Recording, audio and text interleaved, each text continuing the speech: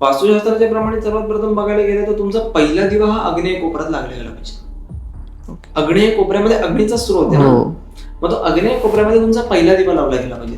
त्याच्यानंतर मग तुम्ही कुठेही लावा, तुमच्या खिडकीत लावा, तुमच्या बाहेर लावा, तुमच्या टेरेसवर लावा, कुठेही लावा, पण पहिला दिवा हा तुमचा आग्नेय कोपऱ्याला लागला गेला पाहिजे नक्की.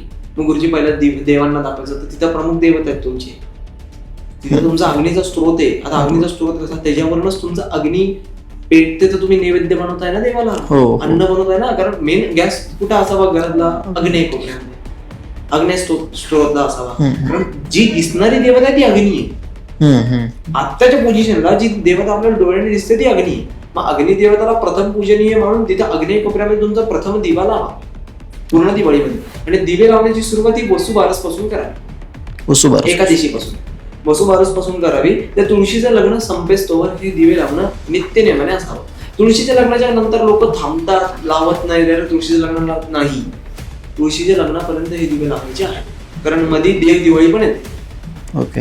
त्यामुळे हे नक्की आहे की तुम्हाला तिथपर्यंत लावायचे.